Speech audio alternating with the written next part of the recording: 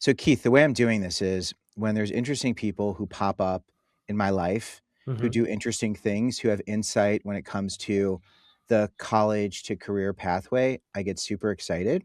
And when I was doing that Facebook Live and you said hello, and then I learned that what is it that you exactly do? Because what you do is like, I was like, oh my gosh, I hit the jackpot.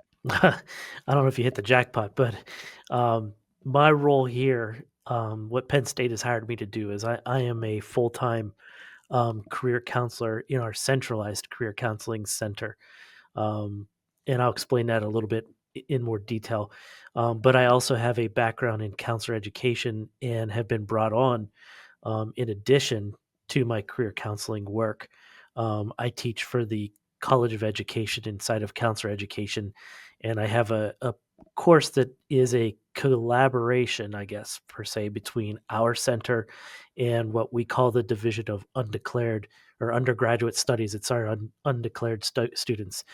And the course I've been working on developing is for students to come in, do some self exploration. I teach self awareness, self concept, work on actually teaching them an ikigai and building an ikigai to determine what their purpose in life is. An icky guy. Well, explain that for someone who doesn't know. Um, it's a graphical representation of blends of different areas. So the four areas that we really focus on are what you love, what you're good at, what you can get paid for, and what the world needs. And if you can really start to identify those four areas in relation to your own individual self and where those blend, that tends to point almost like a compass in a direction of where you would be a good fit Yeah. in the world of work. What are the 4 areas again? What the world needs, what you love, what you're good at, and what you can get paid for. That's so cool. But I've blended those to identify a blend of a couple our values, and I can't say it offhand without pulling up my resources. But we really do values work. We do um, personality assessment work. We do interest inventory, interest work. So we're within the Holland's code realm. And then we do a skills assessment, and that's usually my transition point. So that if you think of my course, it's 3 units. And the first one is on self-exploration. The second one moves into branding and career exploration. And Mhm. then the final chapter or unit in my course is career planning. So the skills tends to be my transition point. Once you identify where you're at, and also as you start to Yeah. identify what skills or what course or major career, et cetera, that you're interested in, what are the gaps that exist, right? So where am I at as a first semester student? Mhm. I have huge gaps if I want to be a financial wealth management planner or work on Wall Street or whatever it is that students ultimately want to do. And we start to look at what can you do over the course of the next 4 to 5 years to start to close those gaps. Uh-huh. So That's great. evaluating what the majors offer as they examine what the majors are. How do those majors close those gaps? What are the specific courses? What are minors that you could take to specialize or close gaps even more? Um, Ultimately, looking at experiential learning, what they do as part of that second unit. They develop skills. Then I teach them how to build a skills focused resume. Uh-huh. Ultimately, you focus on the skills and you use the skills that you're trying to utilize or market, and have that be what drives the context of what's on your resume. Um, it's an early skill that I try to teach them using a resource like ONET, right? Most first semester, first year, second year students don't have a lot of experience in careers themselves, Right. right? They've got fast food experience, they've got whatever summer job they had, lifeguard, you name it, right? So I really start with, well, let's talk about the relevance of those skills to jobs you want to do. And ONET has a very nice soft skill, transferable skill section. What's ONET? Because I love how you speak of these different resources and they Yep. just roll off your tongue. And this is great. Like, I don't want you to exclude any of this, because Mhm. for me, it's really exciting because part of this book project is I want to compile the resources that you're using, that students can access, that are going to give them a starting point and be able to address, specific problems and answers. So tell me what ONET is, and then after that, I'm going to start in the beginning Mhm. of, students who are undeclared. So I can kind of give it a little bit of that structure for people who are listening and are thinking, I have no clue of what I want to do, but I want to just hear what ONET is before I turn that corner. Yeah, sure. It's a resource that's online. It's actually provided by the U.S. Department of Labor and Statistics. It stands for the Occupational Network. So back in our day, probably when you and I were in school, we would go to the guidance counselor, the Career Resource Center, or whatever, and they'd hand us a big 500-page booklet, and you'd leaf through and find it. Well, now it's available online. Um, they generally have almost all fields. I mean, the world of work is transitioning at such a high rate that they can't keep up with everything, but Right. they do have the most common careers or career categories that an individual could look at, and inside of that resource, they can look at um, very specific, industry specific skill sets, experiences, what a common work environment or work tasks might look for.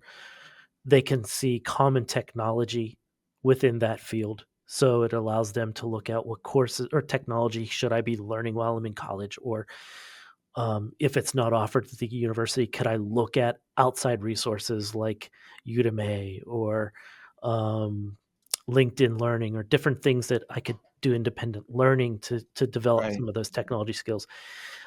It does projections in terms of job outlooks. It does salary scale outlooks, um, and then it looks at soft skills, Uh-huh. those things that people can pick up in any type of industry. For example, fast food, where you work in customer service and you've done some problem solving, and you work on verbal communications and some of these skills that no matter what you do for a living, you develop early on. And those are Right. things that you can start to market yourself. So, what I really try to project and teach is, if you can master that skill of identifying what you bring to the table, Yeah. and then providing that as your guide to writing bullets in the context and really defending why you're a good fit for whatever job you're looking for. That's an early skill students should learn, because Right. when they start to apply to actual internship jobs and they're looking at the job descriptions or the job postings, being Yeah. able to start to break that down, identify the key skills that they need to have to do keyword matching so that they can provide context and really market themselves for what they're applying for. Right.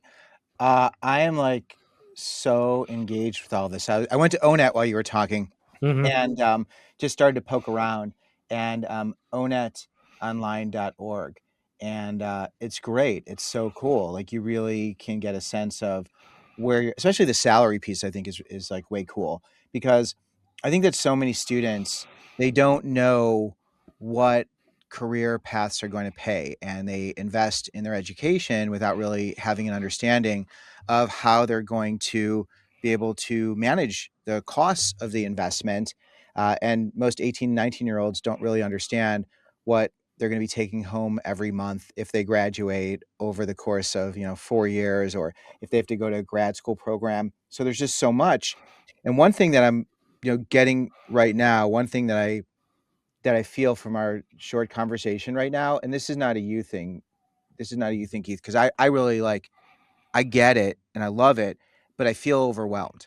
Mhm. And I know that when you're talking to a student, what we've already discussed, I mean, that is spread out through a long period of time, Oh, yeah, and yeah. it's incremental. But the idea of even a parent who's listening and being like, "Man, there's so much here." It's great. It's amazing. And it's fascinating to me that a student who's a first semester student who arrives in state college, right? You're at state Mhm. college. Yep. Yeah. And Penn State has how many students roughly? At University Park, we have 50,000. When we go Commonwealth wide, we're pushing about 100,000 students. Big campus. Mhm, So you're a student who starts off undecided. And here's where I want to start off. If a student comes to comes to campus and they're undecided, mhm. what does it mean to be undecided? Is that a bad thing to be undecided? Should someone be proud to be undecided? Should they feel ashamed to be undecided? And I'm sure you've answered this question and addressed it, and I would love to hear your take. Oh, no, I think it's something not to be ashamed of at all. It, actually creates opportunity that the average student probably doesn't get. If you come in and you're an engineering student, you're really, um, directed, siloed, I guess is the word I was Mhm. looking for, to the College of Engineering. Penn State's a university, and we're made up of 13 colleges inside of our campus itself. So one of those colleges is College of Engineering. So students need to just they're housed in there. They take their courses through the College of Engineering, maybe take some general studies out. But if an engineering student wanted to take a finance class or a Mhm. business class, they're not allowed to do that. They're closed off to that so that we can manage enrollment, course sizes, so on and Okay. so forth, unless they get special permissions. An undecided student, it's all about exploratory, being exploring things and having those courses open to them. So as a DUS student, we title them DUS. What does Um, DUS stand for? it's the Division of Undeclared Students or Studies. Okay. So they are able, without permissions, to be able to take Finance 301, the introductory finance class, and eDesign 100, which is an introductory engineering class, so that they can explore a little bit and find out where do I fit? What feels right to me? Right. Right. So they have that opportunity to be more exploratory in their experience early on. So it seems to me that you really are at an advantage because you can still take the engineering classes and you can still Mhm. take the accounting classes. So for a student who has a pretty good idea of their career path, which we know, what percentage of students change their major Mm. roughly? I don't have that statistic offhand, but I know it's Yeah. pretty high. Yeah. I mean, you meet students, I would imagine, Mhm. who change their major. And I know my son is a sophomore. I think he's changed his major 4 times. And that's not even a joke, like, and Yeah. and I encourage it. I'm like, "That's great." Like, Right. seriously, because it means you're learning something and you're discovering what you love and what you don't love, and I'm a firm believer that if you experience something and you don't love it, that is a win Mhm. because now you can shift directions. Okay, Well, so I've got a personal story about that too, because yeah, I have twins daughters that are here. Both are juniors at Penn State, and one came in as a theater major. And as a parent, you're like, "Oh my gosh, why are you studying theater? How are you going to pay your bills? Am I going to have to help you? Or are you going to be in New York as a starving artist?" But as the hard part is, as a parent, is to step back and say, "You're an adult. This is your choice. You need to make an informed decision." And it was exciting because she came to the consensus of, "How am I gonna survive if I pursue this?" It's not as lucrative, as I want it to be. It's not essentially what I'm overly passionate about, and she then did some of the work that I do with students and discovered a, um, human-centered design and development major, and she fell in love with it, did some informational interviewing, developed a mentor, and I have a whole story about networking and how that really paid off for her. She's getting ready to do an internship this summer in Atlanta that she got just through early development and networking. well, Um, I don't mind taking a second just to unpack this because mhm, your daughter, mhm, and you're the one who advises people. mhm, Like, this is what you do for a living, mhm, and she was very focused on doing something, and you stepped out of the way mhm, and said, okay, like you go for it. And there are lots of people who when I talk to theater majors or people who want to do something that's performance oriented, my suggestion to them is find the people who are doing the thing you want to do, who have figured out how to be successful doing it, and surround yourself with those people because then that can be your path. Because I firmly believe like there's always a path. mhm. It's very challenging, and not everybody gets there, and it can there can be so many twists and turns. But your daughter came to this realization, and then you mentioned human-centered design, and Mhm. I think that there's so much language that parents don't understand, and especially students don't understand. Like, what does even discovering human-centered design mean? Yeah, for her, she came to me and she says, I'm very interested in she's always had a propensity and strength with, technology. She went to the Naval Academy in high school, to do some work with them, um, and she says, "But I like psychology, and so what could I do that really intersects psychology and technology?" And I said, "Well, human-centered design, because you're working on, um, conversing and breaking down problems with humans, but the focus is making technology more useful to them. How can I make an app more user friendly, essentially? How can I develop websites that are more user friendly? How can I engage audiences into my technology and make it more powerful, useful for the company that's putting that out there?" So, That's um, great. yeah, and it's only been at Penn State for 2 years. It was a new major. I learned about it through a student who went through my class who declared it, and she introduced it to me, which then I went home and said to my wife, "Hey, what do you think about this?" And then we kind of dropped the hint to her, "You might wanna look into this," Yeah, and she bit and that's and ran great. with it. Okay, so this is a great example of someone really giving themselves permission to ask difficult questions, your daughter, Mhm, to then learn about different pathways that maybe she didn't know about. She's fortunate enough to have you around who mhm. can make these suggestions. So then what year was this when what year in school did she pivot? The summer after her first year. Okay, so she came to this realization that maybe I Mhm. wanna do something different, and then that's always a scary thing to tell a parent. Uh, then you you introduce this idea. Walk me through what happened next because I really am curious to know how she got this really cool internship and where she is now, so Oh, can yeah, you share so that?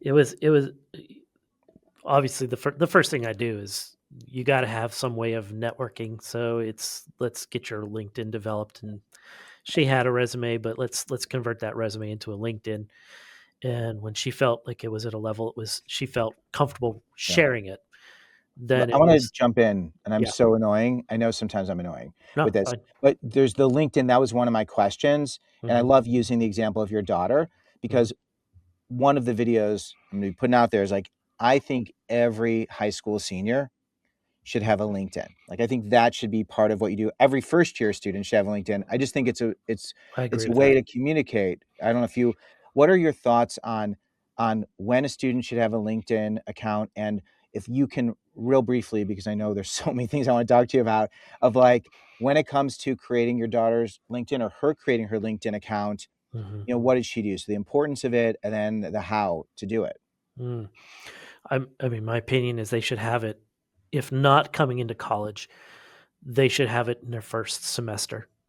Um, One of the things I thought that I wanted to express today was one of the pitfalls that I see, and I'm getting way ahead of myself, but one of the Great. problems I see when I meet with students is those that are coming in their late junior, early senior year Yeah. that are at that point saying, "I'm ready to look for an internship," or "I'm ready to look for a job," and they don't realize they're already 2, 3 years behind. Um, because so much of the way people find jobs nowadays isn't like our generation. It's not as easy as getting the classified ads and applying, right? Indeed makes it easier, but every student in America, I always say, you drop me off at any college in America, and I'll walk up to the first student and say, if you're looking for a job, where are you going to look? And it's going to be LinkedIn in jobs or Indeed. And Mhm. but what they're not talking about is making connections and developing relationships inside of their field, their major, their and businesses of interest. So that's part of my class is actually we develop that LinkedIn. They do informational interviews, and that was the step I did with my daughter. Um, we said, well, let's see who's doing this type of work, and it's a new field, like I said, at Penn State, so there wasn't an alumni base to turn to for that. Um, I was able to find some individuals, and one in particular was a Duke graduate who's doing Mhm. consulting work in HCDD. I sent a message, introduced myself, and asked if she'd be willing to talk with my daughter. And she said she would. So at that point, I said, okay, she'll reach out. And I put it on her, put it on my daughter, Let me jump in. So you found someone at Duke, a student at Duke or a recent graduate? a recent graduate. Well, no, I Now, wouldn't even say recent. She was a graduate of she Duke. graduated. So and forgive me, I say what I think, and like Hmm. I'm curious why you made that initial contact and your daughter didn't make the initial contact. Was there a specific reason? Overstepping. Okay. Okay. You got excited. But, well, I find that my response rate, given the position that I hold and the connections that I hold, is greater than sometimes students get. So That's that fair. was kind of taking advantage of my position. But basically just, "Hey, are you Right. interested? Is that something you would feel comfortable doing? That this is a Penn State student who's Right. exploring, would you be willing?" But then I stepped back Let and me ask you, yeah, I said, "You to my daughter, you need to reach out, right. make the connection, introduce yourself with the idea of moving towards an Right. informational interview." I have a lot of parents who listen Mhm, to this podcast and also this book because we're going to take the idea, Keith, is to take some of the things we're talking about and to use quotes, mhm, and then to have like a QR code where someone could actually watch us talk about what it is they're reading, which I think mhm, is so cool. I'll see if I could pull that off. But when it comes to the parent piece, you're clearly you want your daughter to be able to get access to those resources, and I was curious to know if when you made that contact, if you asked your daughter prior to that, you know there's someone who is doing this, would you be comfortable if I reached out and then handed it over to you? mhm. Yeah, yeah, I think it is actually, I think, the inverse of that. I think she kind of said to me, "Would you feel comfortable making that first contact for me, so to see if this individual is receptive to talking with me?" That's great. So that's like Mhm. that is such important information, and I'm so grateful. That's true, right? You're not just making that up to make you look Mhm. good and her look No, 'cause no, that's like that's really I mean, that's a very that's such a smart way of doing it where if you have a family member who has some sort of influence or some sort of title to reach out to them and ask them, and I think that you part of this, it's not just the mechanics of trying to find a job. It's that we are living in a world where relationships Mhm, and being willing to say to someone, "Would you be okay making an introduction? And if you're not okay, I understand, but I just wanted to ask you." Like, I think that is it's so important. So many students struggle with that, right? mhm. And it's Absolutely. Yeah, yeah, well, in this day and age, we the art of communication is kind of I don't wanna say lost, but it's more difficult.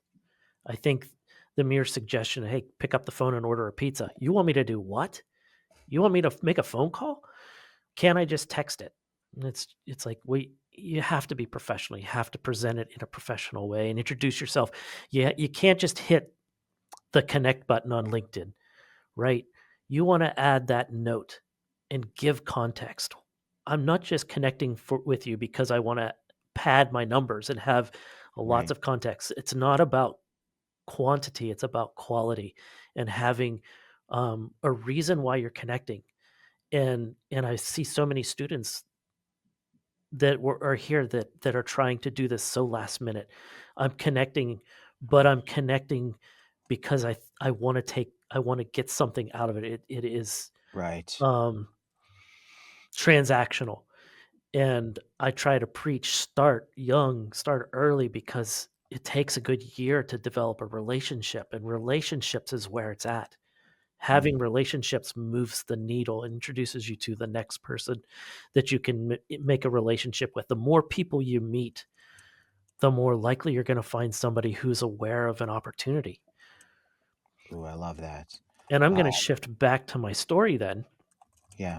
right? So that she met with this girl, this individual from Duke, um, and They they met, did met they have a virtual conversation? These much like nuances us. are Yeah, much like us. They met over Zoom and just had a conversation where my daughter was able to ask questions and learn about the field itself. And I said, make sure, as we looked at questions to ask, I said, you end it with saying, would it be okay if I followed up? Would you be willing to provide me some mentorship as I pursue this as a possible future career? And this individual was very receptive. Absolutely. And I've stepped back, but my daughter continued to meet with this woman, this individual, every 3 or so months, just a check-in. Let's see how things are going. And this went over the course of her sophomore year. And towards the end of her, I would say it was about April, it came to light that this individual she's been mentoring with was picked up by Penn State University as a consultant to work on a project in developing and improving our research website portal inside of our library system. wow. And Just a she's wow coincidence. yeah, it was an absolute coincidence. And she says, "Look, I'm not able to pay you, but would you be interested in doing a unpaid internship?" And my daughter was like, "Well, absolutely." She goes, "That's great because you're there." And at the time, my daughter was doing um, IT work, and she actually did her station was inside of our library system. What? So she had access, physical access to the people that she is going to be assisting in developing this website. So she learned how to do design thinking. She ran her own breakout sessions and really spent this past summer working with this mentor, learning the process. And then October or November, a company in Atlanta, a big consulting company in Atlanta, um, had put up a note on LinkedIn that they were starting their internship search, that they had a position for one intern in their human centered design um, department. And I swear I'm not making this up, as it would uh, happen, the lady, the consultant, the mentor, does professional development for that company in Atlanta. And so she knows the hiring manager personally and shared my daughter's name with the hiring manager. My daughter had started Design for America here at Penn State and was doing some design work, and she started talking to this hiring manager as she's applying for the internship, and this hiring manager from this consulting firm has became a mentor for her Oh, wow. as she was doing design work. Long story short, she went through the interview process and was just offered a paid internship in Atlanta for this summer. Wow. Uh, so Wow. 100% all through connections, through LinkedIn, through networking. Right. And through this, I like to call it uninhibited curiosity. Mhm, This idea of being so curious, like you're a 5-year-old or a 7-year-old, that your curiosity and your desire to learn outweighs your fear of being judged. mhm, And it seems that students who can students who can operate with this genuine, uninhibited curiosity, which I think is in alignment with your light and things that you're truly excited about and interested in.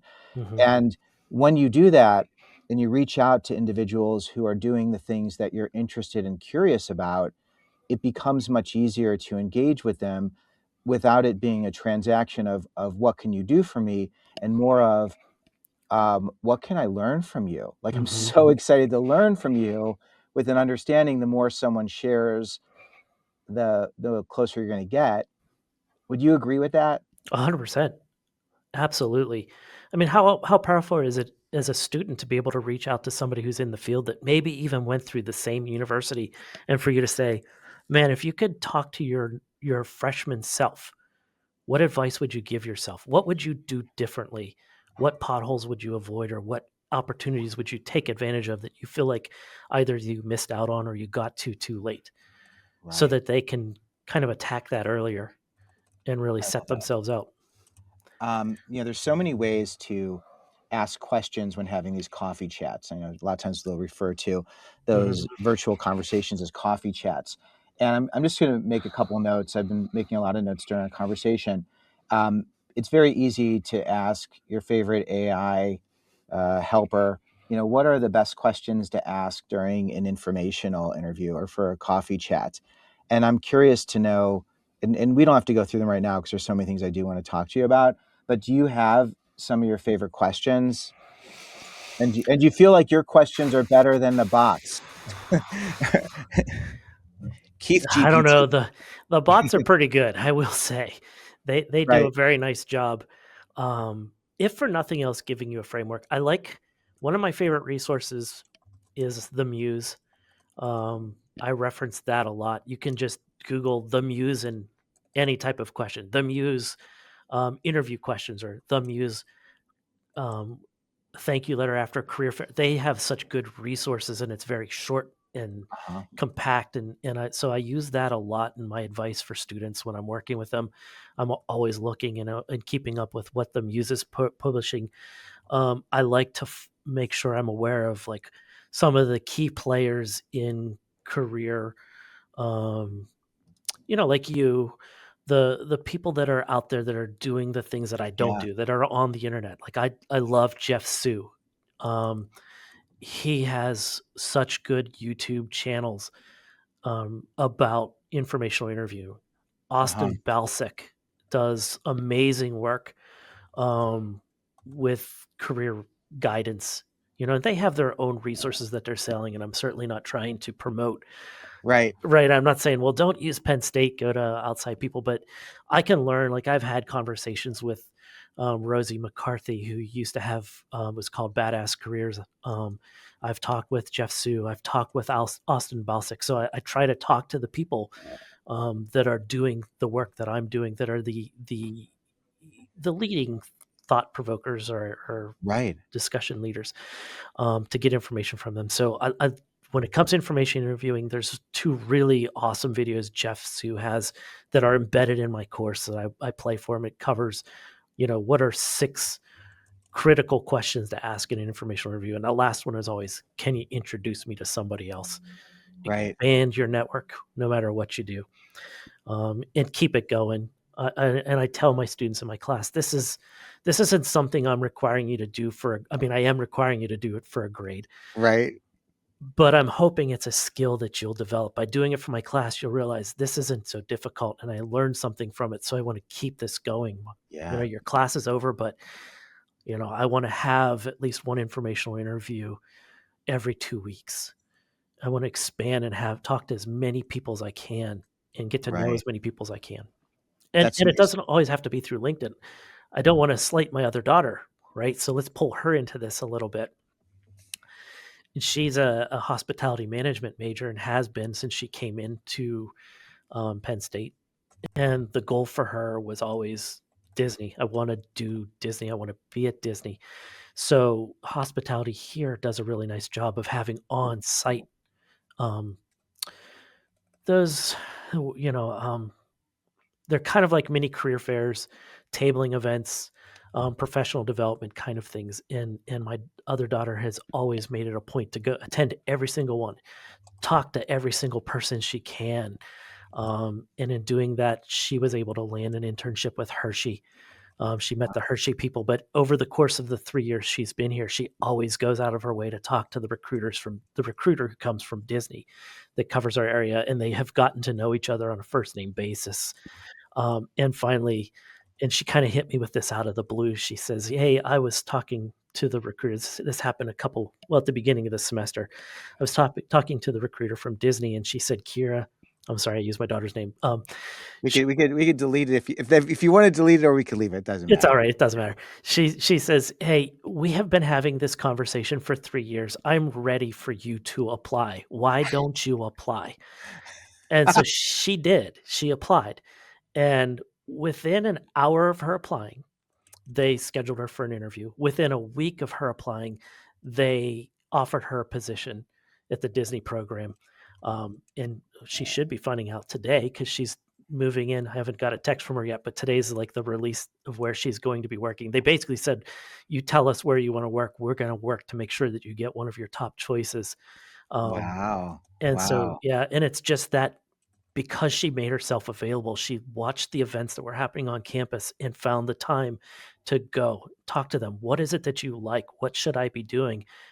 And then doing exactly what they told her to be doing. And when they see that she's doing this, that she went and found an internship where she did a leadership training program through Hershey Entertainment and worked at one of the resorts and really trained herself and prepped herself.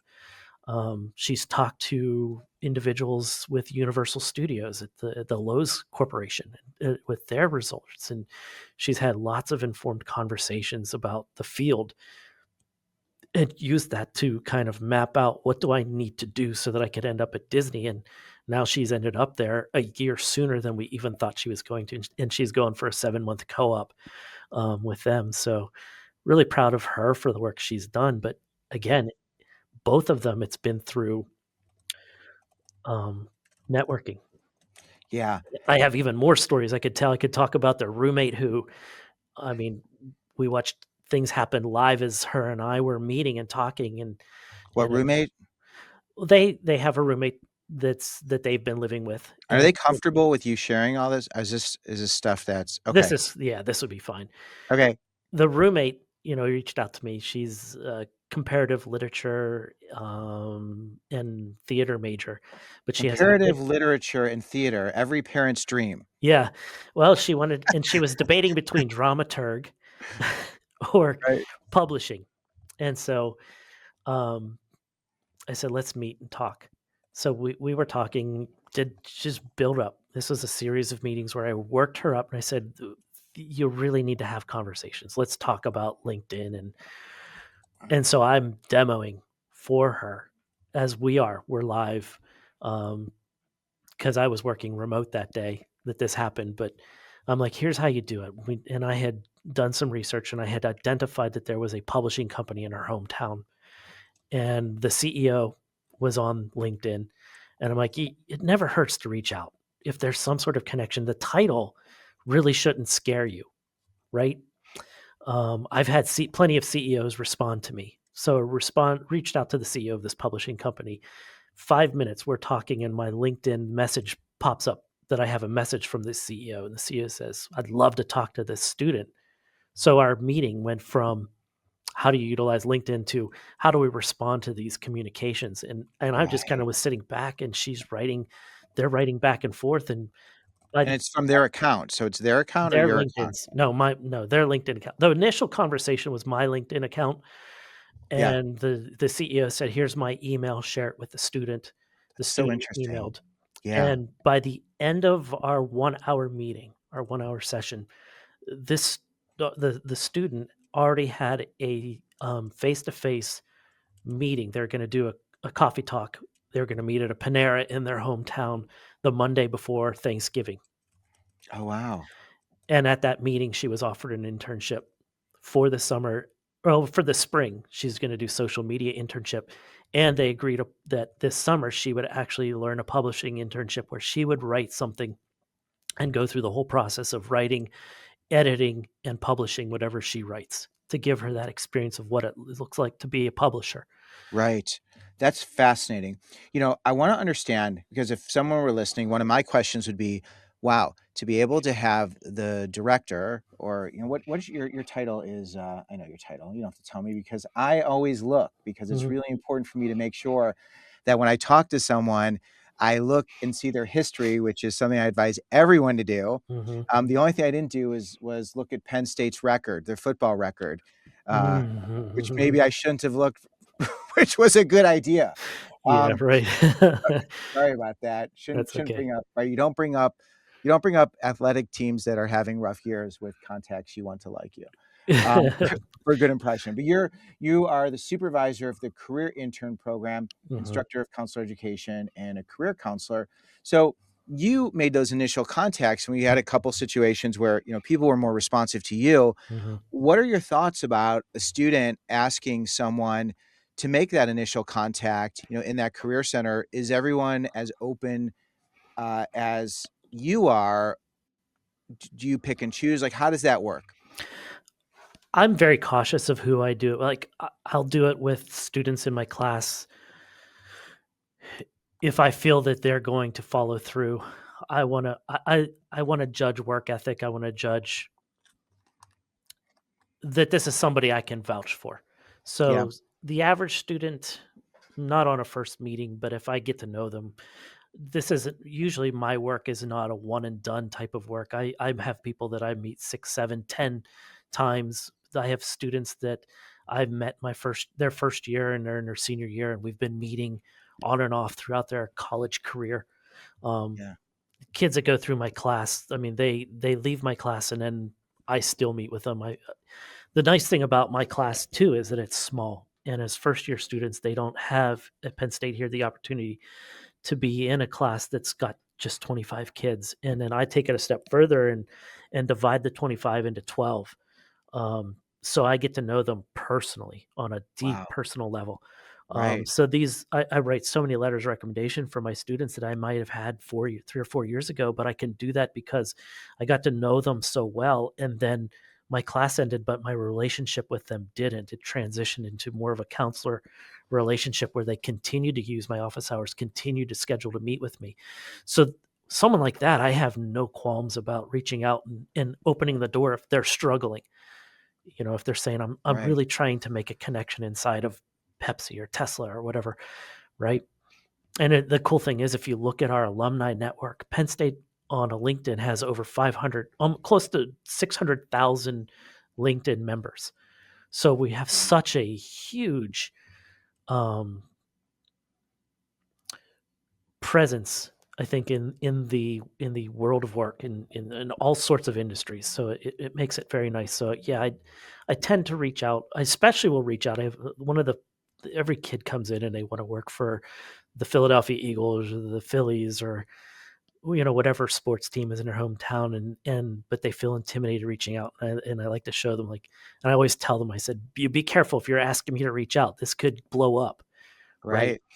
And they're like, well, I would really like to talk to someone from the Phillies, the Eagles, the Flyers, the Steelers, the Pirate. I'm like, okay, I'll reach out to someone, and the next thing they know, they've got 5 or 6 informational interviews they have to do because they all responded. Right, um, and that's a really interesting approach where, you're willing to do that, and you know those students, mhm. and it's not like if you do it, the employer is going to look at that student through a different lens, like, why didn't they do it themselves? I don't think so. Because what will happen is I ask, "Are you interested in being able to speak to a student?" Ah, okay. I And then gotcha. when they say yes, then my response is, "Okay, great. This is the student's name." I'll usually do like at Harlan Cohen Right, and link that student and say they will be in touch, and then hands off. It's not right, on me, it's on them right, at that point. It's just kind of like knocking on the door for them, like, "Hey, are right. you more receptive to hearing from me?" I teach in my class the levels of connection inside of LinkedIn. And you have to think of there's 2 layers to it. There's strong connections and weak connections, or strong associations and weak associations. And you think of your strong associations being your family, your friends, your professors, your advisors, right? These are the people that if they picked up the phone and called the employer and says, "Hey, I really think you should look at so and so for a job," is it going to be laughed at? Like, you don't want mom and dad calling an up employer, right? Yeah, But when you're just starting your LinkedIn out and you have no connections, or you have very few connections, and you can't see, you get that LinkedIn member when you do a search because they have firewalls or protections. Um, you have to start at that layer and connect with your family, connect with your friends, connect with your professors, but then springboard off of them to your weak associations, which is your friends of friends, those number 2 and number 3 associations, alumni, businesses of interest. And then I have what I call the sweet spot. And that's if in when you can work in the sweet spot, and that's finding friends of friends who work in a business of industry or of interest, or alumni who work in a business of interest. And those are the people that really can move that needle for you, mhm. open the door, introduce you to the right people, and start to make those important, valuable connections. And that's what gets missed whenever, because it takes time. And when someone's coming to me in their junior and senior year, there isn't enough time to establish that, to move that needle. But if you're in your first and second year and you're doing it, it makes it so much easier when you're in your Right. junior and senior year to start to find opportunity. And oftentimes opportunity comes to you. Right. Well, what about those students who do start their junior or senior year, or a parent who's like, "Oh my gosh, this conversation is making me so nervous because my sophomore is not going to their career center. They're not on a track, and we're dealing with the largest, the most students enrolled this year in the class Mhm. of 2020, the class of 2029, a historic year, which means there's going to be fewer internships, fewer job opportunities if you're looking at it in terms of the size. So for those juniors and seniors who come in to your office who, the other thing, Keith, they might have needed a couple years to have life experience, or they might have been in an engineering path and they're like, is it path or pathway? I always Path is fine. Yeah. okay. Okay, thank Mhm. you. It's the real life Claude. And I'm an author, so the imperfection. But those people who come in there and they've made shifts, but they've been shifts based on life experience, but they don't have the network because they haven't been in your class or understood these things to do. What's your advice for them? To move, come in, come see us, go to your professors, talk to your professors. Professors can definitely you think about how many students professors have taught and how many have probably made meaningful relationships that they know they're out in the field that you're in. Talk to those people, talk to career services, and have them help you make those introductions. That certainly can help move that needle a little faster to developing relationships, right? If I'm getting a referral from somebody that I trust, right? This professor and I knew each other so well, and they feel strongly enough to introduce me to this student, I'm going to be receptive and responsive. So take advantage of the resources that are available to you on the campus to move the needle, to get you talking to people that are in the industry. Yeah, I'm smiling because I get a lot of messages from students who are high achievers and they get A's in classes and they say, "Well, I'm doing so well in my class. Why do I need to talk to my instructor? Why do I need to talk to my professor? Why do I need to get to know them? What would I even talk about?" So you've answered the question. You would be surprised when I'm sitting with students and I say, we're looking at grad school or law school or med school, and they need recommendations. And I'm like, okay, what three people can you ask for a recommendation? And they're like, uh, I don't know. I haven't really taken the time to get to know professors. I haven't been involved in research. Those are missed opportunities that if you're um, thinking down the road early on, that you can start to plan for. Having relationships, getting involved, joining a club, and getting to know the advisor of that club. Any where you get to know adults that can talk about you in terms of your understanding of the industry, your character, your desire, your passions. It's so important. Um, and that's I have that experience. Like I said, I get to it's a requirement of mine. When my class gets big, I try to find ways to narrow it down. 25 is doesn't sound like a lot, but it's hard to get to know 25 kids. But when I split that in half, Yeah. 12 is really easy where we can have conversation, where I can play one of your videos and say, "Hey, what do you think of what he's saying?" Like here he's talking about um, difficulties with your roommates. Are you guys having problems with your roommates, or have you experienced this? What are your thoughts? Anything to just engage, to break that ice, engage them in conversation, and make them feel like you care.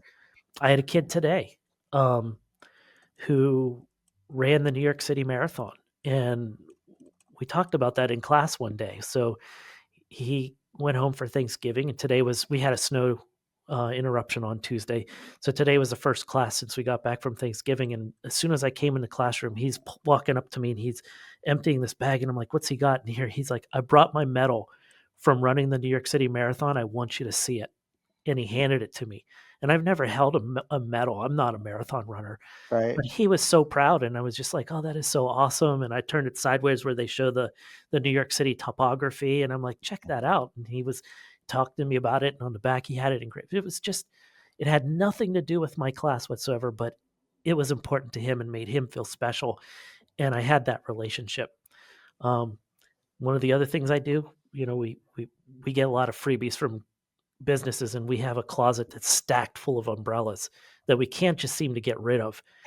Um, so when class happens and they show up and they're dripping wet or they're soaking wet, it's like I'll open the closet and I'll start passing out umbrellas, and I'm like, "I want you to remember we care about you, right? We see you as students." And doing that, I've had so many students that stay after class and will share with me, like, I've had problems with a roommate, or my I had one person that my boyfriend's been really abusive and I don't know what to do. It's like, by getting to know your professors, you have somebody who can kind of step in and be a resource and a support for you Yeah. when you're so far from home and you don't know who to turn to. And I've been that for so many students, and it feels good for me to be able to be that for them and provide that for them. And that pays off because Yeah. those relationships continue for 3, 4 years.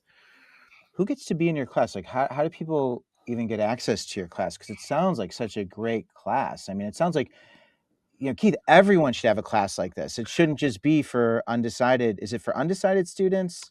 Anyone could take it, but I work closely with the academic advisors in DUS. Do you? Yeah, the Division of Right. Undeclared Studies, to get What's those students in, but it really is open. The issue with my class, and something that I'm working towards and hoping that I can get past, is it is not an approved general, like, it's not a general English or a general, like a GH, like a general education course. It's just uh, an elective course. So that kind of, what's it called again? my The course, class? Yeah, it's, your course. yeah, it's code CNED 100, so it's effective career decision making. Effective Career career decision decision making. making, yeah. Wow. And you take it mostly first year students? Yeah, I mean, I've had a mix. There's semesters where I have had juniors. Then they sit there and they're like, I'm here because I want the LinkedIn piece, right? So I'll go through the motions. I'm already in a major. Like, I'm not trying to discover a new major, but I want to be able to make those connections. Right. So, like, word of mouth, people will say, "Hey, you should take this class because the informational interview stuff was really good," or Right. whatever. So I do occasionally get those, but to get the most out of it, beginning to end, it's Yep. really designed for the person to learn how to Wow. explore themselves. Wow. There's so much here. I wanna be respectful of your time. Do you have a hard stop? 'Cause, you got a I do couple more not. minutes? I Okay. can keep going, yeah.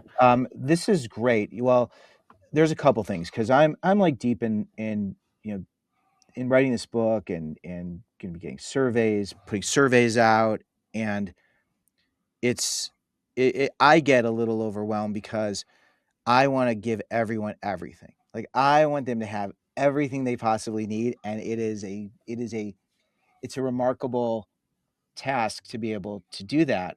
And I think that, clearly what I've learned is every student who is serious about wanting to find a career path that really aligns with their interests, it's going into the office, Mhm, it's meeting someone on the team, mhm, having that conversation, and then when it comes to there's 3 things on my mind that I wanna touch on before we wrap.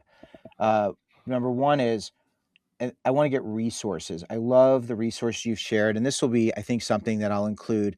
I can include it in show notes, I can include in the book. I would love to be able to share the book with you, mhm, as I put this together, because I wanna make sure that I'm not missing certain things. So if there's resources that you really are excited about. We have our ONED and Udemy, the Muse, some of your mhm, favorite career planning people. Uh, if you could think about those things that you really like to share, I'd love that.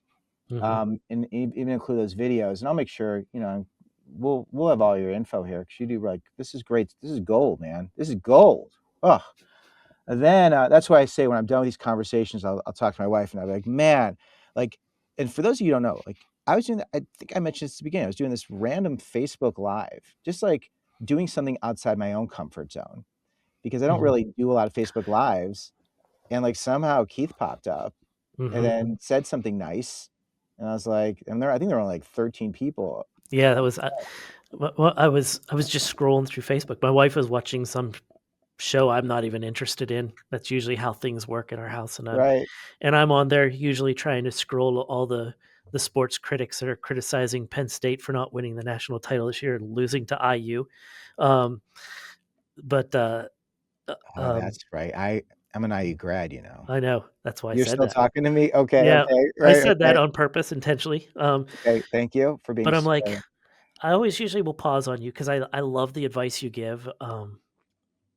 But I was like, oh my god, he's live, and I'm like, I'm gonna listen. And you were talking. I think you had put up the NACE statistics. yeah, And I'm like, "Oh, that's that's wild. awesome," because I teach NACE, um, Oh, and great. use that as a guideline, you know, as I'm mapping out my course, because that's where I'm at. I've taken this course over from it had previously been taught a little bit by some doctoral level GAs, and I'm like, "No, we wanna expand this to make it better with the intention of hopefully getting it approved for general ed credit that then I can create additional sections and train individuals in each of the 13 colleges to teach a section of this in each college that I would then manage." That's long range. But That's great. anyways, you were talking and I'm like, I got a comment, and she's just watching her video and then you start responding and you mention my name, Keith, and her eyes pop up. She goes, "Is he talking to you?" I'm like, "Yes, he is. He's talking to me." That's great. Well, it's just that example of, like, being in places and just interacting and, for me, like, you know, I don't know you, and I just all I wanna do is learn, and somehow our paths crossed because and what you're doing, like, I'm so excited. I'm so grateful because what you're sharing is so valuable, and it's not something that I think most students and most parents really understand. Mhm, And it's essential. So, there's the resource piece, mhm. and then, the LinkedIn part, I really need to make sure, I wanna make sure that I really do a thorough job with LinkedIn.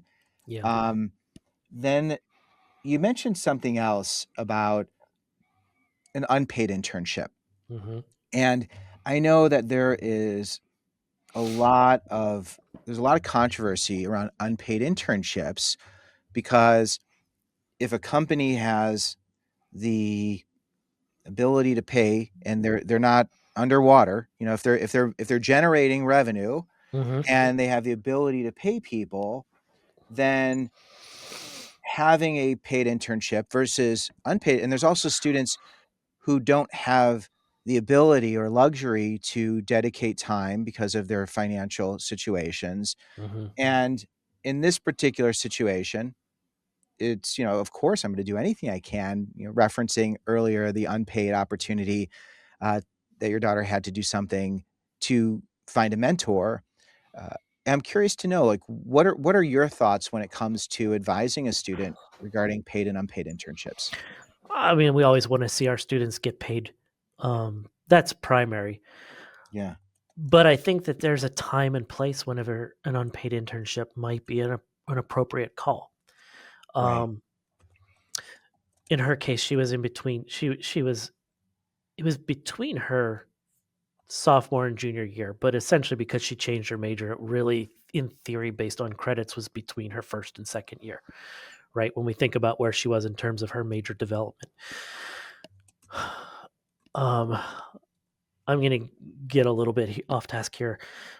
When students come in, I always use I'm not a fisherman, so this is so rudimentary as far as of an analogy that I use for students, and I always say that I'm like, you're coming to Penn State, and your dream when you walk out of Penn State is that you're going to go fishing and catch a shark, right? That shark is that big job, the ideal job.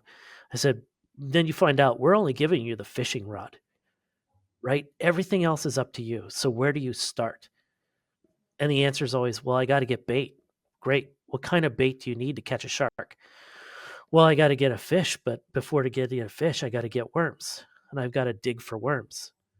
And I'm like, exactly. That's your unpaid internship. As a first year student, and they come to me and are like, there's no way I can get an internship. And I'm like, there's absolutely 100% way you can get an internship. You can go to Google Maps and put in whatever your major is. First find your hometown and your home, put your major in, or go to one of the AI tools and say, give me 10 companies that are within a 5 mile radius of this address that hire these type of entry level positions. And I said, and you reach out to those companies, and depending on when we're in the year, like reach out to them and ask them if you can come in and talk to somebody during Thanksgiving break that's doing the job you want to do. They open the door to you, you get in there and you say, I have 4 weeks between fall semester and spring semester where I've got nothing going on, or I'm working. Could I come in 2 or 3 days a week or during that time frame and shadow and see what somebody's doing? Right. And then when you're over that break, you're like, well, I'm looking at spring break and I'm not going to the beach. I'm going to be home.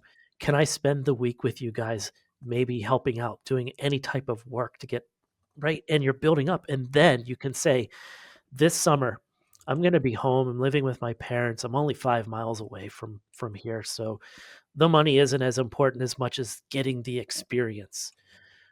If the company feels ethical or if they want to, they have the money, they certainly could offer money. But the idea is, can I come in 2 or 3 days a week over the summer?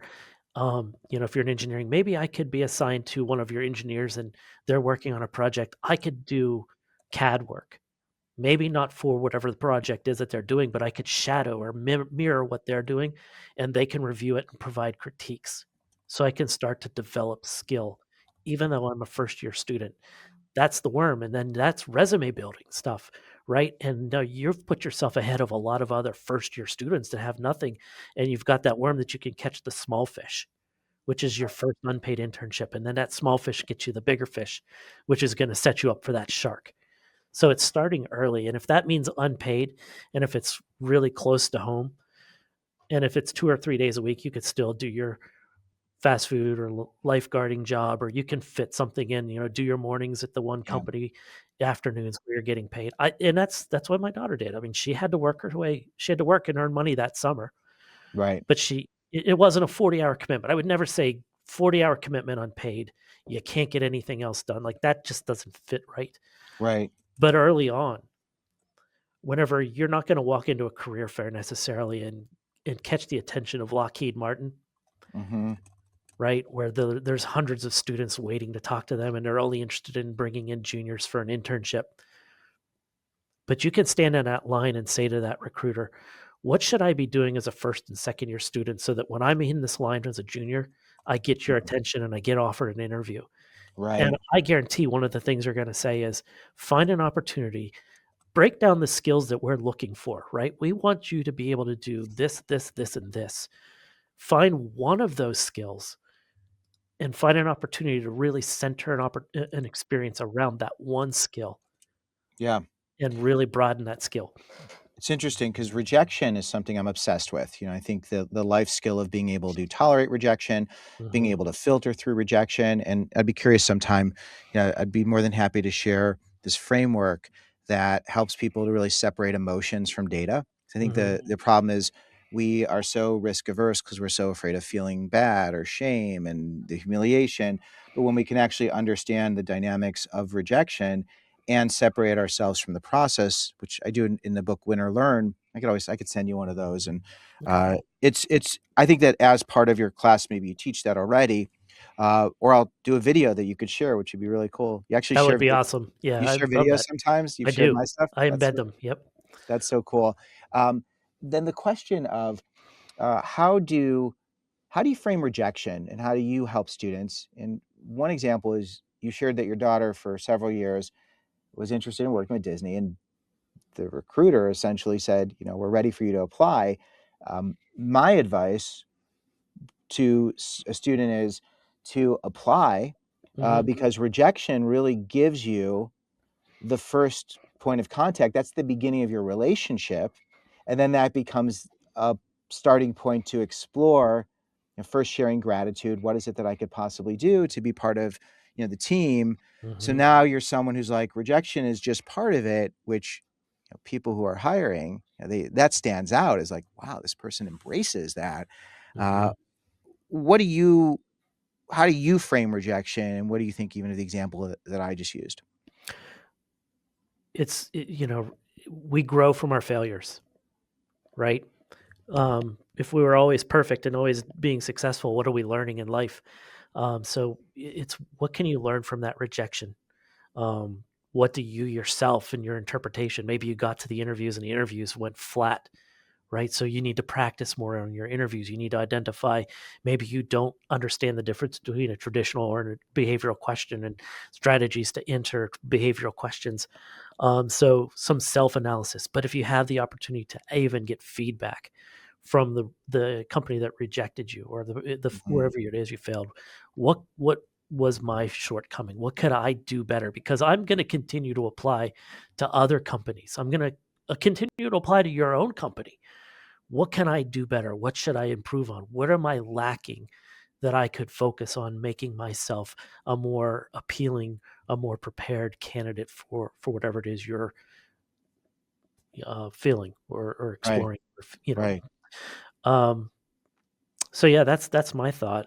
I students will scan themselves. They'll filter themselves out. I think that a lot of them think that not only are they graduating with an accounting major, but they're also a human resource specialist, and they'll say, "Oh, I didn't apply because it says 3 years of experience." I'm like, they pay people to make that decision. Those are wish lists, right? When they put descriptions out there, if you're hitting a lot of the skill area, they could look past the years of experience.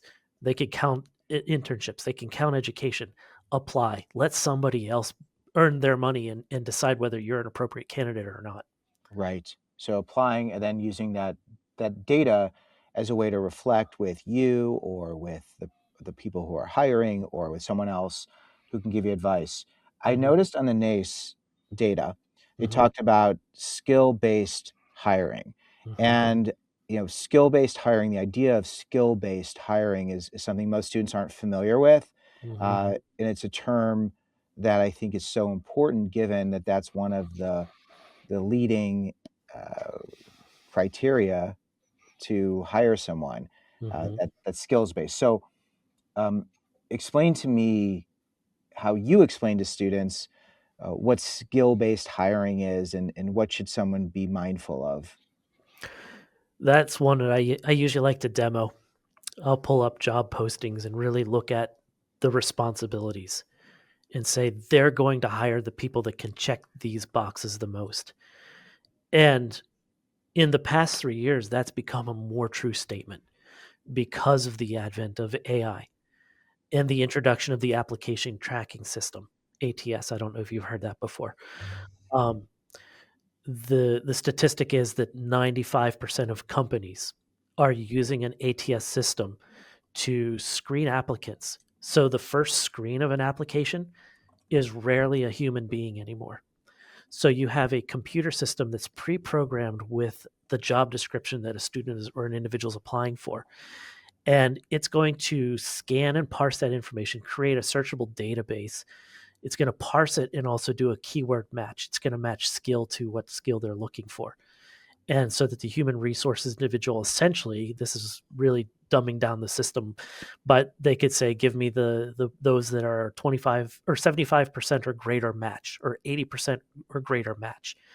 And it's going to spit out however many applicants. And that allows them to sit down and look at those applications and start to decide who is it that we're going to interview.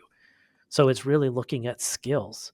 So for me, it's let's look at these responsibilities and let's break this down. There's 10 bullets here. Let's go bullet by bullet. Do you have experience with this? Yes. What would you title this skill? I would title it whatever. Great. Here's a highlighter. Show it to me on your resume. Well, it's not on my resume. Probably should be. And that's where I kind Right. of do this reverse engineering. So put it in your skills section first. I used to never think I felt like skills was extra a few years ago until ATS has come forward and I have a specialized resume that I share with my students that I developed where they fill in the skills first. And then we say, okay, now tell me in context, where did you do that skill? Well, I did that when did this class project. Okay, great. That class project should probably be on your resume. So let's build that in and let's put that bullet. What was the purpose of the project? What specific skills, technology, tools, language, etc. did you use in that project so that you can provide the context to the skill that you're listing? Because that's what's going to happen. That the 25% that the human resource individual or the hiring manager is looking at, they're going to be looking at the context. Right. Right. And ATS, for people who don't know what ATS is, it's application tracking system. So it's a Mhm, new it's how HR has evolved mhm, so that when you are applying, and a lot of students don't understand when you're applying, that's there's different layers. Is that could you mhm. ex did I I'm, like, barely explaining it properly, but Yeah, I mean, if you think about this, the number that I was told is a company like Meta or Amazon or Tesla, those big name companies, when they put a position up, that position could be up for 7 days. They're receiving 5,000 applications on average per day. 35,000 applicants for a position. It is impossible, no matter how big of a human staff you have, to screen that many applications. So it's being done very quickly by computer systems. And there's a really strict guidelines on how you prepare a resume because you make some mistakes on that resume and it may not be parsed correctly. Information may not be pulled out, and mm, you may get a rejection without actually ever receiving a rejection. So some people say, I applied and I haven't heard a thing, right? right, Well, that might be an error on your resume. It may not know who to send a rejection to, or it may never be seen by a person. right, Um, but that's also sometimes how people can get a rejection within minutes of submitting an application. It just didn't score high enough on the application tracking system. It right, didn't have that high level of keyword matching. A paid resource that exists out there is called jobscan.co. okay, It's relatively expensive. So when I tell students, I tell them, if you sign up for it, make sure you turn off your auto subscription right, and only use it when you're highly active in the application process. But you can upload a job posting, you can upload your cover letter, you can upload your resume, and it'll actually quantify that in terms of keyword match so that you can work on your resume and your context to improve that percentage to be closer to that 75, 80. 85 tends to be the magic number. 85 and above, if you can match it. And I'm not saying like, well, let's just put all the words that we need to in our that's what I skills was saying, section, you're right? gaming and you game the system a little Don't bit. want to game the system because they do want to see context. You need to be able to prove it. We don't want dishonest um, resumes. We don't want to give ourselves qualifications or quantifications that don't actually exist.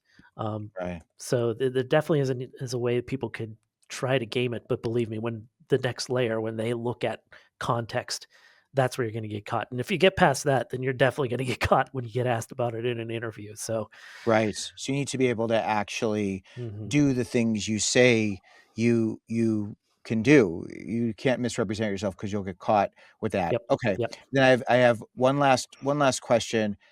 I probably have 2, but I'm gonna do the 2 questions, and, what happens, Keith, is I also, no, it's my ADHD. Sometimes when I have these conversations, I get so overwhelmed with, like, the excitement. Mhm, So what I'm gonna do is I'll send you a message, and, in that message, I'm just gonna list some of the things that I would love to learn more about or have you point me to some resources mhm, because, I'm learning so much, and I'm so grateful.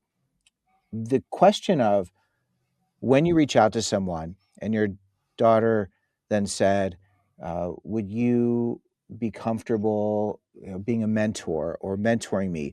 This idea of actually calling it out, and it's a difference between, like, when people are friends, it's not like, "Will you be my friend?" It's mhm, this idea of having a conversation and using the word mentor and mhm. describing the relationship. How does a student approach that? They could be direct. Would you mind mentoring me? Or would it be okay if I followed up, if I had extra questions? Could I keep in touch with you? Could I keep you up to date on how my progress is going? There's just a lot of ways you could certainly ask it. But you have to realize that if you've gotten that far, that person has shown an interest in you and probably would be open to supporting you in some capacity. Yeah, If the ask is, can you take my name, walk down the hall to human resources and give them my name and ask them to interview me? No. That's that's transactional. That's a bad play. That's using somebody. Nobody wants to feel used, but everybody wants to feel valued, yeah, right? Yeah. That I can help you. And if they're giving you an informational interview, they're taking the time, they say that they want to be a mentor, they become emotionally invested in you, almost like you're their own child. And that's a big stretch. Right. But in a sense, there's ownership. Every single student that goes through my class, I care about. I want to see them succeed. I feel for them. And Yeah. I'm willing to do extra work to help them. And I think that's the same thing that happens here. And we also have to look at their own life experience. Maybe there was somebody that helped them when they were in that same situation. And it's that pay it forward mentality. And you're the person that they're going to pay it forward to. Yeah. They got helped, so therefore they're going to help you. So I don't think it hurts to ask. And really, how painful is it to be a mentor to say, I have to take one of these 2 classes. Which Yeah. one do you think is a better one? Here's the course descriptions for the 2 classes. That's a very simple ask, and to have Yeah. somebody who's living that life to be able to give feedback is, I think, valuable Yeah. And at the asking the minimum. absolutely, asking the professors. I love adjuncts because a lot of adjuncts, people are like, "Oh, they're adjuncts." It's like, yeah, because they're probably working in the field where they're Mhm, teaching and they have a lot of joy, and this is a way for them to give back or at least serve. When it comes to the way technology is impacting career paths, we are in an unprecedented time. We're living through history. mhm, There's never been such a disruption. And sometimes when I'm talking to students and they're learning in the classroom, their professors, the people who are telling them and guiding them, they're not up to date. They don't always know what's going on. So, how do you stay up to date? And I have an idea, but I feel like, man, it's hard, right? mhm.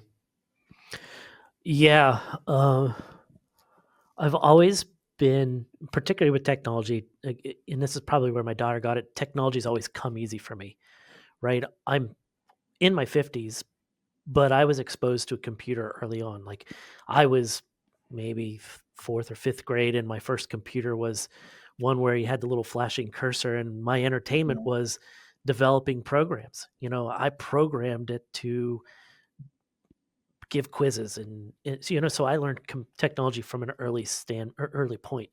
Um, the neat thing was, one day I was just in my office and a colleague came to me and says, "Hey, have you ever played around with ChatGPT?" This is when it was maybe only like not even a month old.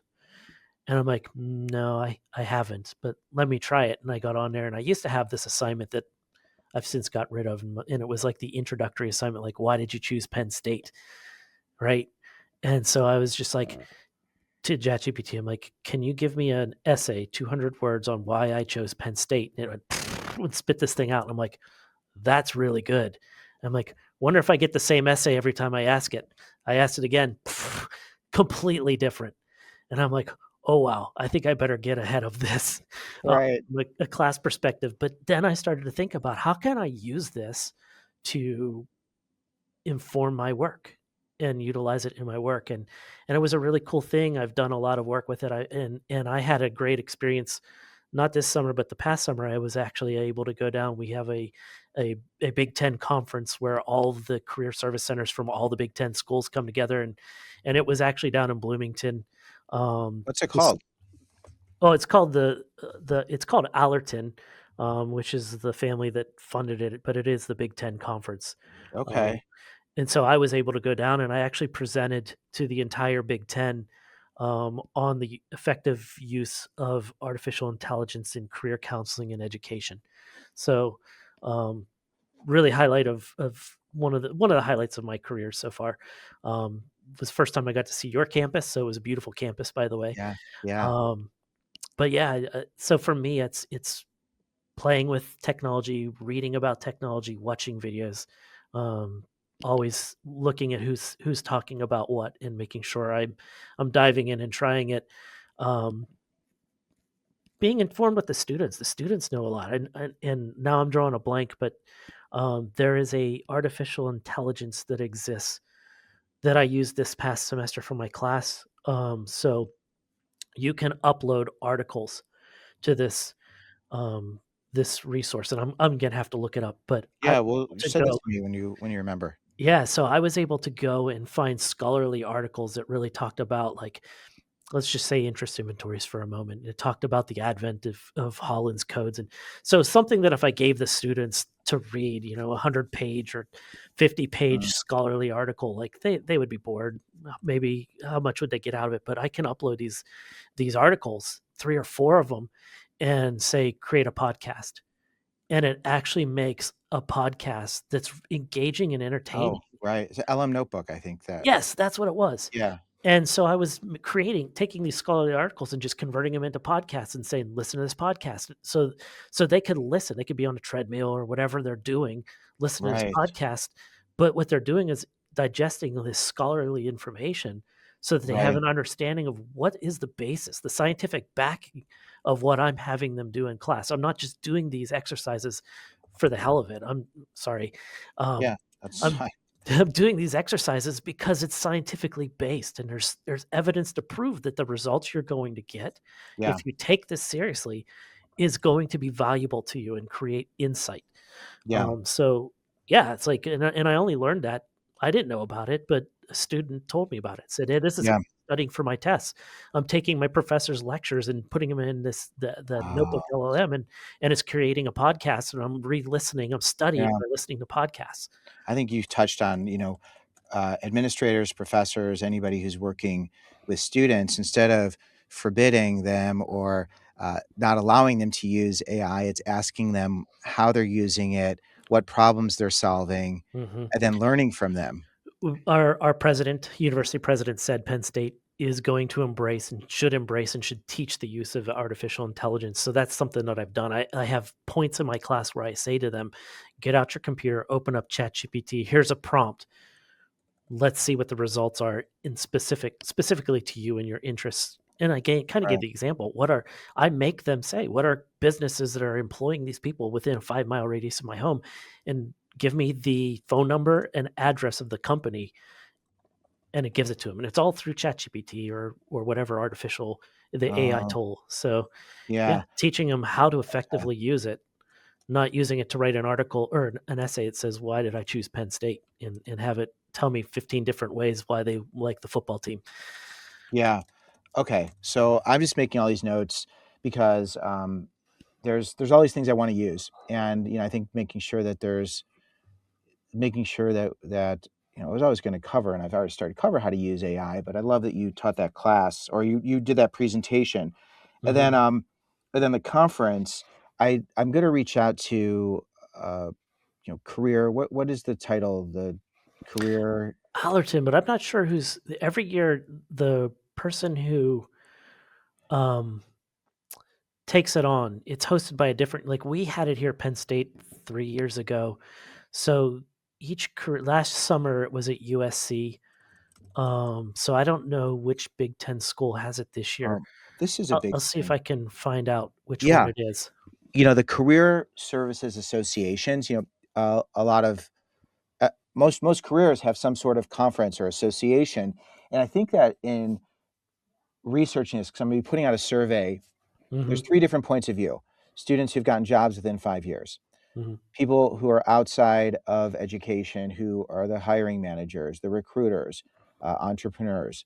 Then mhm. there's the third segment, which would be you, people who are within the institutions to help guide students. And getting each person's perspective and being able to then create this complete, it's almost like The Naked Roommate. I don't know if you've read The Naked Roommate book, We but had it. Yep. okay, cool. So it's basically The Naked Roommate Gets a Job, Mhm, where it's the students sharing that their perspective with these other outside perspectives and then data.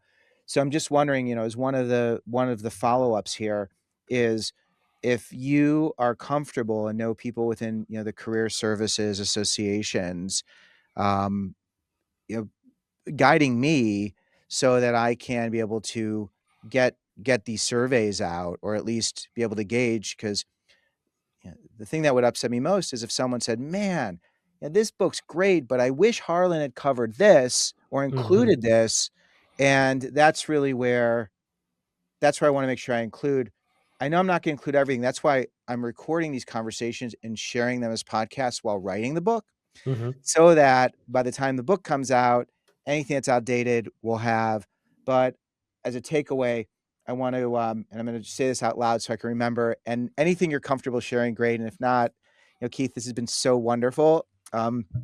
Career service associations, I want to make sure that I have the best resources Mhm. that I can share. I also want to make sure, in terms of LinkedIn, any LinkedIn resources that you're a big fan of, and then AI and how that impacts career pathways. And I know that would be pathways as well because I know so many careers are changing. Mhm. Um, and then your favorite data resources. I know NACE is one that we already touched on, but I'm sure there's going to be others. Oh, and I love what you talked about. You talked about ONET, Mhm. which I think is so cool. And I'm going to make these notes and send a follow up. And then the other thing I'm thinking, Keith, which would be so cool, if you're up for it, like Mhm. maybe we can do this. And I'm going to include all this. I'm not going to edit this at all. I'm just going to leave this raw because whatever. This is even when I stutter and stammer.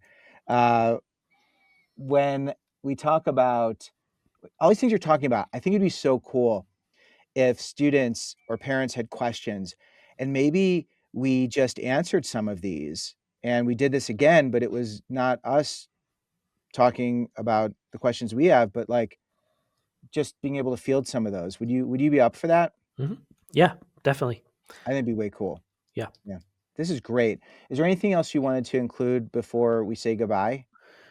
I don't think so. I mean, we've been all over, and I think to kind of finish, maybe it's important. In fact, it was what I taught today in my class, and that is, it's never too early to sit down and map out a career plan. Um, Map it out summer, year, semester. Look at the courses you want to take. Really get to know the skills gaps and start to think about what are experiential opportunities that I can find on my campus, in my community, that will help me start to develop skills. And this doesn't have to be. It can be fluid. It's always a draft, but really go into college. I've had students that have reached out to me coming in before their first semester, and that's what they do. Like, I want to get ahead of this. What can I be doing? I'm like, take some time, break down your course catalog, your suggested academic plan, and start to think about, where can I get a job? Where can I get some research experience? Who can I reach out to? What professors are teaching what, and what subjects really resonate with me? And can I walk in and figure out their office hours and introduce them? Hi, Dr. Cohen, I'm not in your class, but I really enjoy that you're researching, or that you teach such and such, and I'd love to just sit down and could I have a few minutes of your time to learn about your subject, right? And start to make these plans ahead of time and start working them through and adjust constantly, constantly reevaluate. Um, and that will give you such an advantage when it comes to your senior year, when you have to ultimately make the important um, application process or decision of where I'm going to work, what I'm going to do. Hopefully, that pathway will kind of almost dictate where you're going to go because you've created yourself opportunity. I Yeah. don't know if it was you or somebody else I was watching, but it was, don't chase jobs, have jobs chase you. Yeah. Yeah. Um, like, you can be applying to Indeed, but you're applying among the thousands that are doing that. But if you're out there and you're involved in research, you're catching the attention of people because you've got important skills, you're doing things that Yeah. interest them, and they will reach out to you. Yeah. I love this idea of instead of waiting for someone to give you a job, do the job. Because Mhm, we live in a world where we don't need permission to do the things that excite and interest us.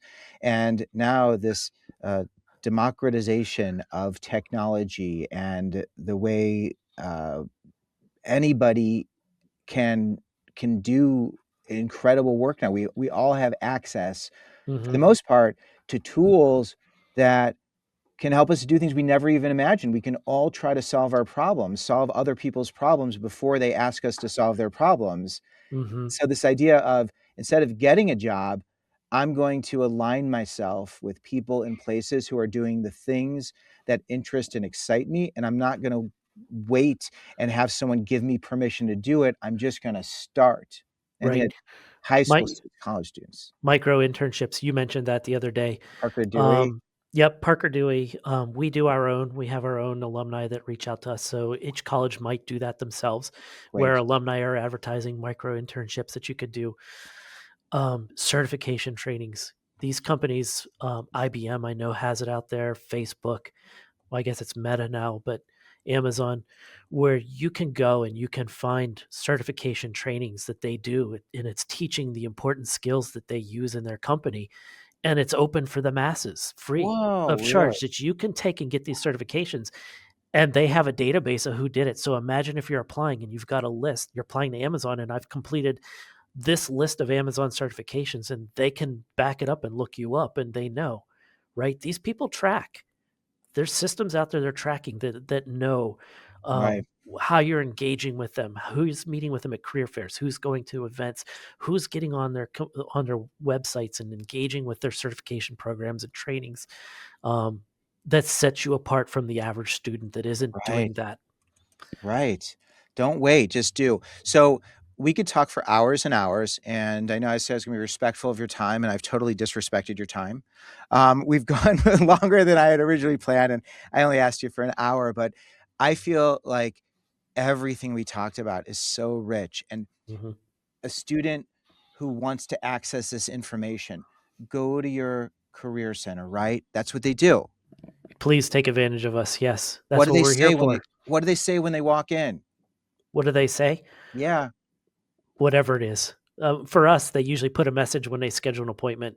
I'm lost. I don't know what I want to major in, or um, I need help starting to find an internship. I don't know where to begin. Just be honest. be honest. Yeah. Right. Yep. I mean, you're fun to There's no talk to. Man. Sorry, what were you gonna say, Keith? there's no wrong answer, Yeah. right? Just go I in. mean, the wrong answer, in my opinion, there is a wrong answer, and that wrong answer is not taking advantage of the resources that the university provides you. Yeah, you gotta take advantage of that. Alright, well, this is great. So students, parents, anyone listening, they get an idea, like, this is what it's like, and I could talk to you. I mean, it's fun, it's interesting, it's not you're not judgmental, you just wanna help people. Their success is your success, and, everybody wins. So, Mhm. anybody listening, go and just talk and share what you're doing, and, build your relationships. I try to avoid the word networking, Mhm. because I think people are like networking, but build Yeah, those. these are relationships. Networking is what you do from our work. We want to get to know you on a personal level and Yeah. really feel your story, see your success. I love getting the emails. I've had some like one person got a job at the UN or with Malala Yousafzai, or um, I'm on the 16th floor of the Empire State Building, and I can't believe it. I'm looking out here and thinking about the work that we did for me to get here. Like, Oh, it's so rewarding. Like, yeah, I'm sitting in the middle of a cow field in central Pennsylvania, but I'm feeling it for you. Like, that's exciting. yeah, I feel your joy. Alright, Keith, we're gonna put it to be continued here, and Mhm. I'm really grateful that you're so open to sharing because I think we're gonna help a lot of people. I know you're helping me, and, if you can help mentor me when it comes to career services and supporting students, or be one of those people in my corner, I'd really be grateful. Yeah, So reach out to me anytime. you got it, you got it. Alright, well, stick around for a sec. Um, thank you again, Mhm. and, I will list all of this in the show notes. We'll have some great information, and I'm gonna include this is all gonna be in the book. I don't even have a title yet, but I'm working on it day and night. Alright, thanks, Keith, appreciate you and your time. Yeah, no problem. Thank you. Thanks.